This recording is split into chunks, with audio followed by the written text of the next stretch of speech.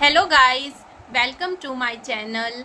आज हम एक ऐसा टॉपिक करेंगे जो सभी एंट्रेंस एग्ज़ाम में पूछा जाता है।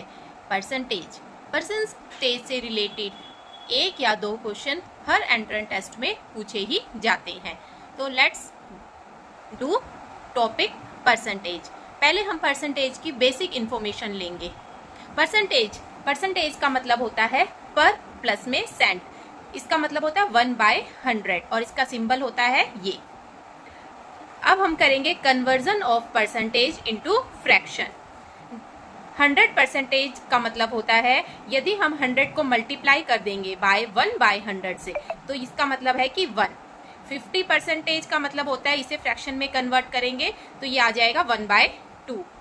13 1/3% को यदि हम कन्वर्ट करेंगे तो ये आएगा 1/3। 25% को कन्वर्ट करेंगे तो ये आएगा 1/4। 20% 1/5। 16 2/3% तो ये आ जाएगा 1/6। इसी तरह से ये प्रोसीजर चलता चला जाएगा और हम देखेंगे कि जो 10% है उसका मतलब होता है 1/10। अब उसके बाद हम करेंगे फ्रैक्शन को कन्वर्ट करना है यदि हमें परसेंटेज में, तो हम उसे मल्टीप्लाई कर देंगे बाय 100 से। जिस तरह से एग्जाम्पल फ्रैक्शन है हमारा 1/5, यदि हम उसको मल्टीप्लाई कर देंगे 100 से तो हम इस तरह से इसे कन्वर्ट कर पाएंगे और आंसर आएगा हमारा 20%। इस तरह से हम फ्रैक्शन को परसेंटेज में कन्वर्ट कर सकते हैं और परसेंटेज को फ्रैक्शन में कन्वर्ट कर सकते हैं। I hope all are understand what I am saying. If any. अब हम परसेंटेज से रिलेटेड कुछ बेसिक क्वेश्चंस करेंगे जिससे कि आपको ये कॉन्सेप्ट अच्छी तरह से क्लियर हो जाए। पहला क्वेश्चन है, in a class of 60 if 36 are boys what percentage are girls. यदि हम गर्ल्स की परसेंटेज निकालनी है हमें इस क्वेश्चन में, तो पहले हमें नंबर ऑफ गर्ल्स निकालना पड़ेगा। नंबर ऑफ गर्ल्स जो हैं वो कैसे निकलेंगे? टोटल नंबर ऑफ स्टूडेंट है 60 में से नंबर ऑफ बॉयज यदि हम माइनस कर देते हैं तो ये हमारे पास आ जाएगा 24 is the number of girls. उसके बाद हम परसेंटेज ऑफ गर्ल्स निकालेंगे। तो पहले हम लिखेंगे नंबर ऑफ गर्ल्स, नीचे लिखेंगे हम टोटल स्टूडेंट इनटू में 100। इस तरह से यदि हम सभी जगह इनकी वैल्यू पुटअप कर देंगे तो हमारा आंसर आ जाएगा 40%। दूसरा एग्जाम्पल है हमारे पास, व्हाट इज 60% और 60%। इसको कैसे करेंगे हम? 60 इंटू में परसेंटेज के साइन को हटाने के लिए हम क्या करेंगे? मल्टीप्लाई करेंगे 1/100। ऑफ का साइन हटाने के लिए भी हम मल्टीप्लाई करेंगे 60 इंटू 1/100। यदि हम इसे सॉल्व करते हैं तो हमारे पास आंसर आएगा 36%।